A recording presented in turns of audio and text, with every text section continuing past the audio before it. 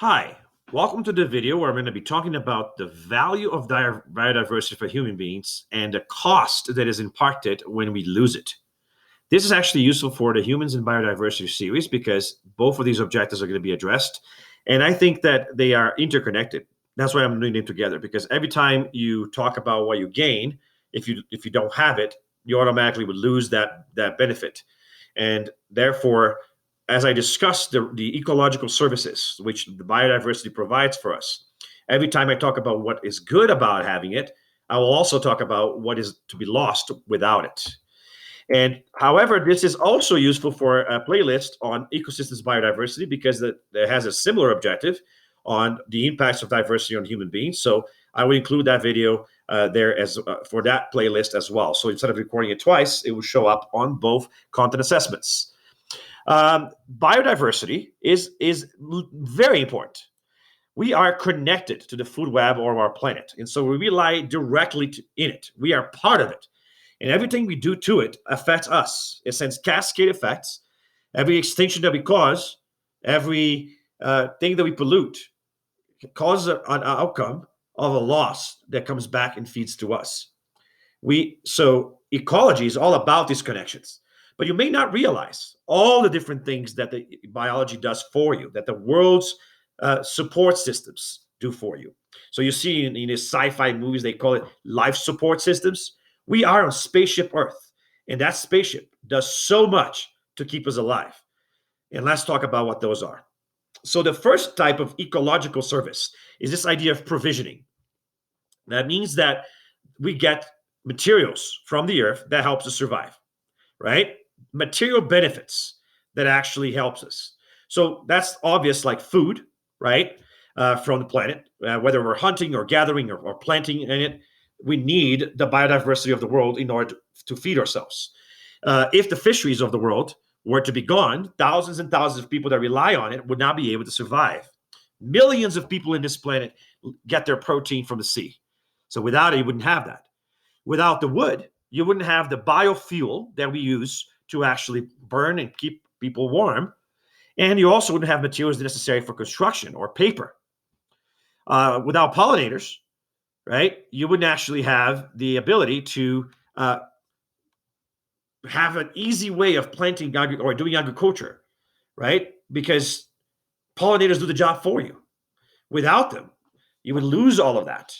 You would lose all of the fruits that we eat because it's pollinators that make sure that they actually grow as the flowers get fertilized. So they're important. Fresh water.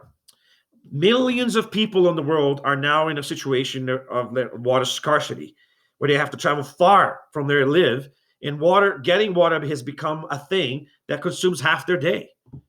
They are barely surviving because of the need for water. And it's interesting that the patterns tend to be that it's going to get worse exactly in the places where more and more people are living. We talk about all of this in the Natural Resources series, by the way. Provisioning is all about getting natural resources. So the play series about that focuses on these resources. There's also medicine. Most of the medicine that we actually use comes from natural ecosystems and discovery of chemicals and plants and medicinal properties that actually help us. Without natural systems, we might be losing out on the future of those things. You might be surprised that even things like defense, national defense, rely on it, right?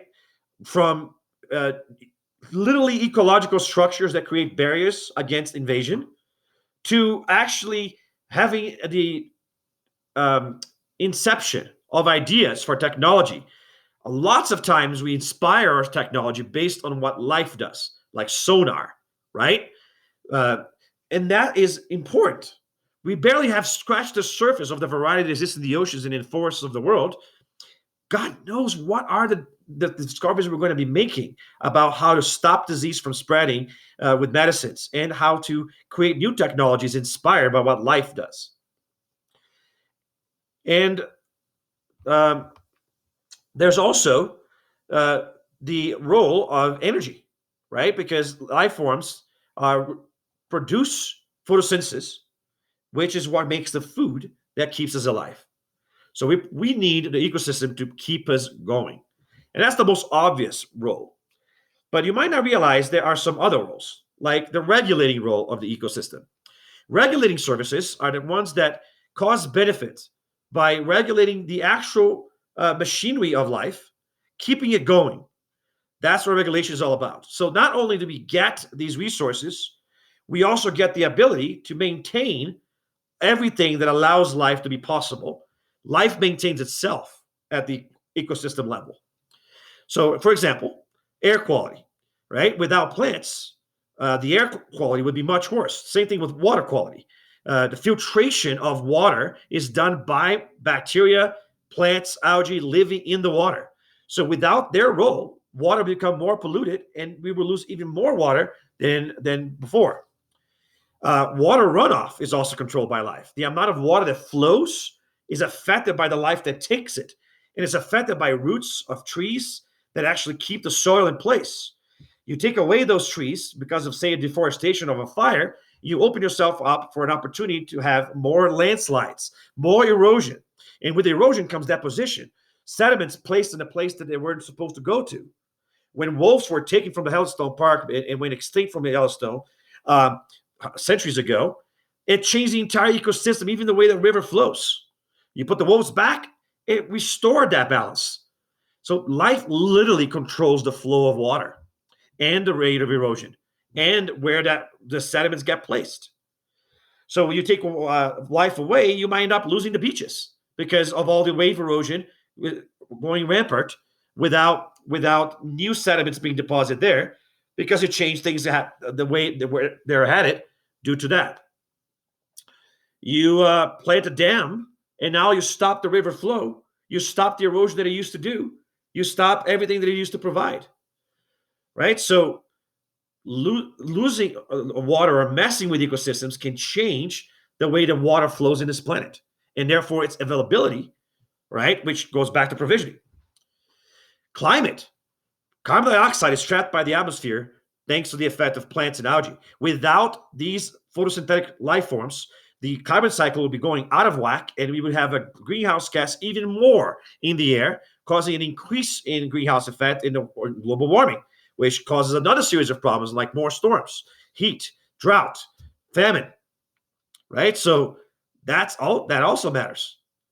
So we need life to actually protect our climate. You'll be able to surprise to find out that rainforests, they produce so much water vapor from transpiration coming from actually the trees that it actually creates a river of vapor water over it, which creates an entire climate effect that affects not just the local climate, but the climate across the planet. The distribution of water vapor in our atmosphere has everything to do with the position of the rainforests in our planet. You take them away, it would change the climate throughout the entire planet. Again, pollinators. They have a crucial role in maintaining the diversity of plants.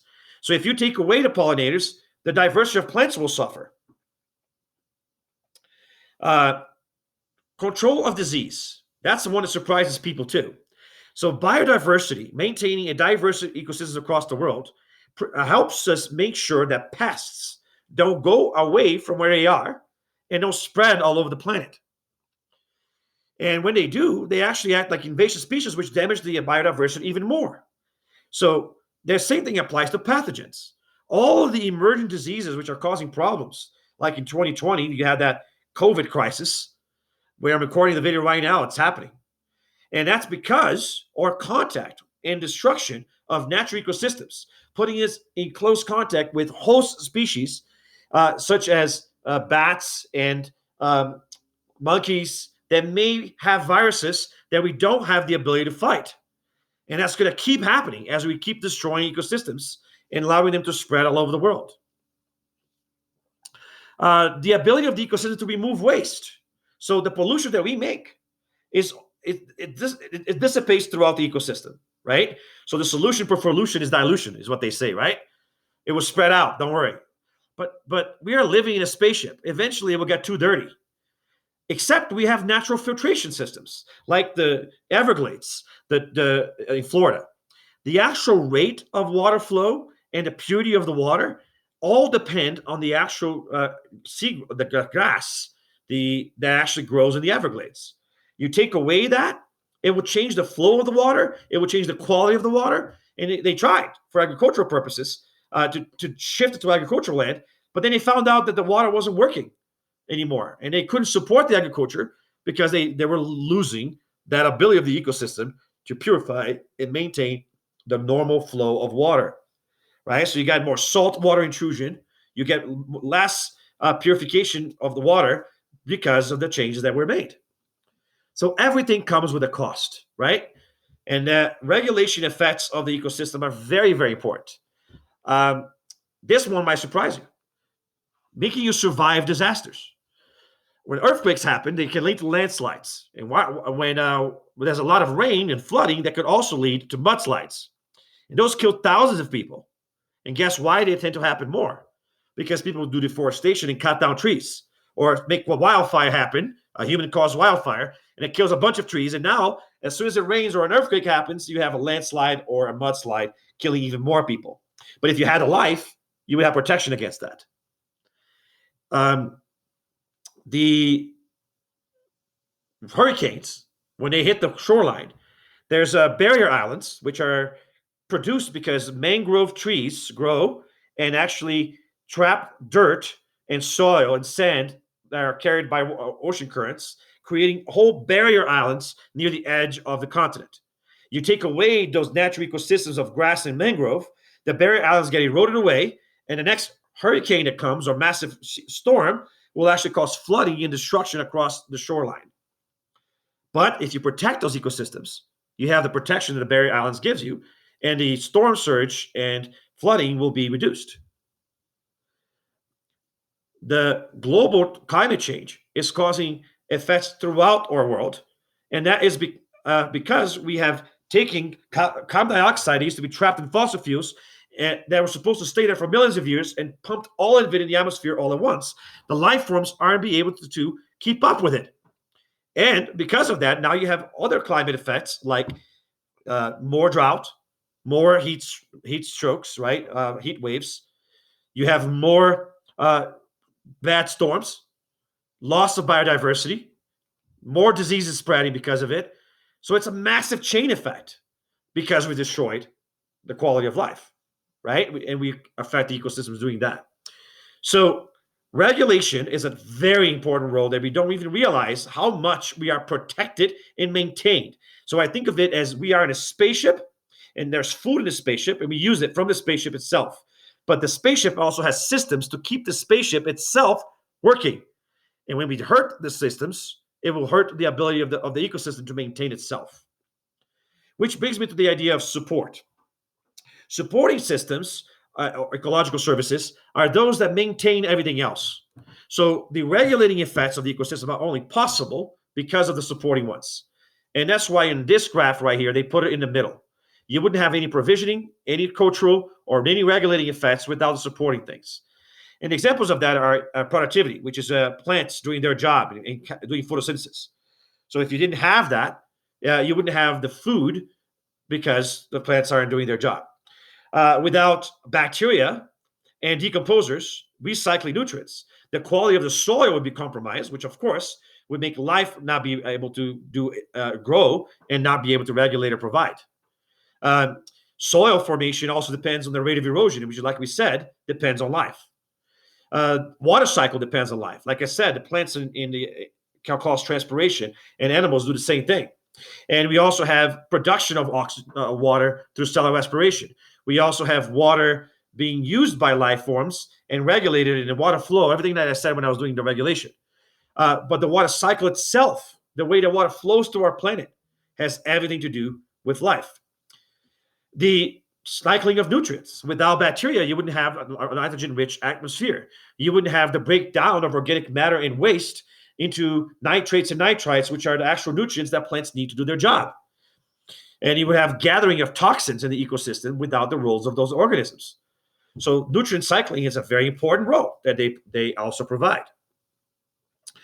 Do you also have the idea of maintaining diversity itself, right? So the life supporting systems are the idea that You have systems that provide the things we need, and then systems that regulate those systems. It's really amazing. It's as if the world as a whole is a machine of life. And at the ecosystem level, that machine takes a lot of effort to maintain, but it does maintain itself unless we destroy its capacity to do so. And then it will start falling apart. All right. So I think of it as like a computer, right? So the computer does its job, and that's the provisioning part. But in order to do its job, it must regulate itself. And that's what the software is for. But you also have the hardware that allows the software to run. Anything that gets damaged makes the whole machine not work. The world is the same way. We get things out of it, but in order to get those things, you have to have regulation. But in order to have regulation, you have to have the supporting systems that allow the diversity to exist in the first place, that allow the cycling to happen in the first place. And so supporting systems are also very crucial. But I did save the best for last, which are the cultural values of ecosystems. You'd be surprised to find out that how much it matters that we have nature. It's like the movie Lorax. Do you want to live in a concrete jungle? Do you want to live with meadow and concrete everywhere and not have the beauty around you? That's why I moved to Colorado, so that I can horseback ride and I can enjoy the world around me and go hiking. And whether it's winter or summer, there's beautiful things to do in nature. And I open my window and I see the beautiful mountain ranges in the forest that I live in around of. I moved here for this. But the more people that move here, like I did, will this still be here? It depends on what we do and how we live, right? But every time I go outside and I go hiking, I have this like existential experience where I realize how beautiful it is. And it brings me joy, right? It also makes me feel connected, even though I'm small and insignificant compared to that whole nature. It makes me feel connected to it. And then it makes me realize that I bring meaning to my life and significance to it. So Native American tribes built their whole culture around this kind of thing, of being connected to the environment. And cultures all over the planet value nature in a lot of different ways. And in fact, the ethical values that we have come from this experience that we have with nature. So whether you have existential experiences or spiritual experiences, or just at the surface level, tourism and recreation, going swimming on a lake or on the beach, or going kayaking or hiking or horseback riding or hunting, none of these things would be around if it wasn't for the diversity and beauty of life. And life is what makes tourism on the world. Because if you really think about tourism, yes, people go visit cities and stuff, but if they go to places that they think are beautiful, and a lot of the tourism in our planet is centered around experiences connected to nature. We are intrinsically connected to nature because we evolved as part of nature. We evolved to appreciate it. We evolved to like it. Because if we didn't and destroyed it too much, it would hurt the world in a way that would actually hurt us back. But our system seems to be broken because we're not taking care of that. And the result is that we're going to lose this heritage. We're going to lose the ability to learn from nature, right? The educational, spiritual, recreational value of that is amazing. Now, of course, all of these ecological services together also support our economy. Food, from fishing to wood to agriculture to clean water to energy sources to the regulating effects that the ecosystem does, and the tourism, all of it depends and feeds the way our economy works. So you might like the luxury and you might think this doesn't matter, but everything that we do to hurt the ecosystem will actually be something that we have to pay back later. So you might say, oh yeah, let's keep burning oil because it will help. We need it for energy, for the economy. Yeah, but the costs of doing that will be paid back later. Or our children or our children's children, when they can't have what we have right now. And we already have less than those that came before us. We are losing our ecological heritage because we are destroying our planet faster than anything ever destroyed it before. The worst extinction in the history of Earth, the permanent mass extinction, caused hundreds or thousands of species to go extinct every year until millions of them went extinct, and over 90% of life on the planet went extinct because of massive volcanic eruptions and other things that happened during that time. This was before the time of dinosaurs. Life almost didn't make it. That was one of the 5 great extinctions that happened. But now we are currently living through the 6th one. And the rates of current extinctions are far, far worse than this worst extinction that happened during the Permian time. So just think about that. We are destroying the world faster than the worst disasters ever did. So we are like a disaster. And actually, looking back in history, billions of years from now, they might talk about humans as the worst disaster that ever happened to the earth. Do we want that to be our legacy or heritage? Or do we want to save what we got and use it sustainably, reduce, reuse, recycle? Do you want to stop trying to live with luxuries we don't need and throwing things out and having a lot of trash and pollution, deforestation, overexploitation of the environment, fragmentation of natural ecosystems, introduction of invasive species, overpopulation, overtaxation of natural ecosystems, right? So the spreading of toxins and disease. That's all the nasty stuff that we've been doing lately. Yes, there's also a lot of good stuff. There's people out there trying to protect and live better, making choices to use less, to reuse, and to recycle, and especially the reduce part. Because we have a footprint, especially in America, that's ridiculous. We destroy the environment 50 times more than other people across the world. We live a life of luxury. But do you really need that luxury? Do you really need to destroy and tax the ecosystem so much? If you take too many services now, will be there services left later? The thing is that a lot of this takes time for you to see the cost. Just like global warming and climate change. It's happening already, right now. If we turn back the dial and stop the production of greenhouse gases immediately, the thermostat is already set. The damage that has already been done, the global warming is already coming. It's going to take a while for the ecosystem to feel the change, even if we made it right now. But we aren't. It's getting worse and worse. Emissions are increasing as more and more countries want to have the kind of luxury that the first world countries do. And as we continue to overtask the ecosystem, billions of us, pushing 7 billion at the time this video was recorded, we are going to end up losing these ecological services. And more than just food, the regulation, the support, and the cultural value will all be gone if we don't make changes immediately. Biodiversity is important. We need a diversity of ecosystems of the world to make sure that the world can keep providing these things. And within ecosystems, we need to preserve the species so that ecosystems can remain strong by having the variety within them. That's called species diversity, right? And within the species, we have to make sure not to kill too many or cause too many to die, because if they do and they lose their genetic diversity, each species will be less likely to survive. That's right. Biodiversity matters because loss of biodiversity causes a lot higher likelihood of losing stability and being less likely to survive when disturbances happen in the future. So that means leads to more extinction, more habitat loss in a cycle that gets worse and worse over time. And before we realize, there might be nothing left to save, and we might be living in a Lorax world. We are the top of the food chain.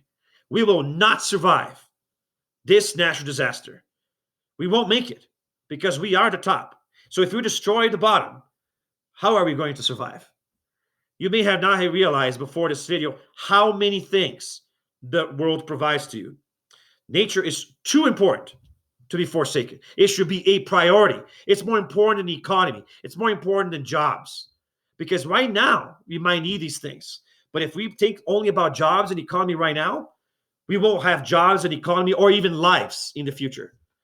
And so let's think about that and try to bring balance, try to live sustainably. We talk more about that in the Natural Resources series. Live in a way that we save enough for the future, that we allow Earth to replenish itself and rebuild itself whenever we do damage, and that we take only what we actually need so that we can continue to live in harmony with it and continue to live in an abundance and have that existential value and the tourism and the heritage for the future be maintained together with the provisioning and regulating and supporting effects. These are called ecological services. If you want to continue to be serviced, make sure you service nature with your care as well. So more than ever, don't do anything that would not make your Mother Earth, proud. I'll see you guys in the next video.